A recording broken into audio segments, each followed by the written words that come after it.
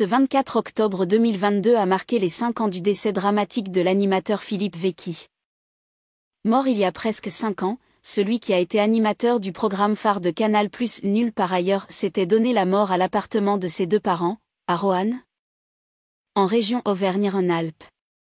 Passé par la presse People, Philippe Vecchi marquait pour toujours les esprits par ses talents hors normes. À la suite de son décès, beaucoup de ses proches ont essayé d'expliquer son geste, certains avançant une séparation trop douloureuse, d'autres évoquant une situation financière compliquée. À ce sujet, ses collègues de Libération lui avaient rendu une tribune hommage en 2017. Sa conseillère Anne Boulet y racontait alors une anecdote vécue avec lui, dans laquelle l'ami d'Alexandre Devoise devait rendre un papier attendu de pied ferme par les services cinéma et édition alors que le rédacteur partait en vacances au ski le jour même. L'heure tourne, des promesses sont faites, et Internet n'existe même pas. Finalement, en toute fin d'après-midi, le fax, installé derrière le chef de service, crache quelques pages manuscrites envoyées depuis la poste de Courchevel, avait-elle écrit.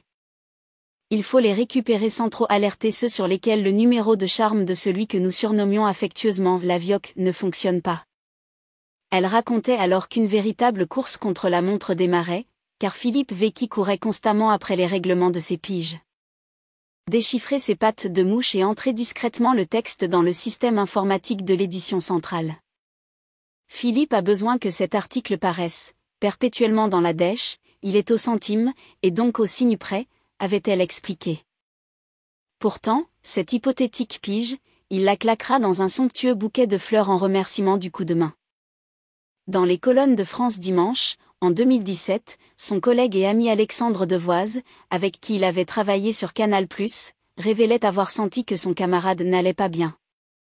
Philippe était quelqu'un de très fragile et l'issue est malheureusement terrible. Je pressentais depuis très longtemps un drame, et en même temps, quand ça arrive, on ne s'y attend jamais.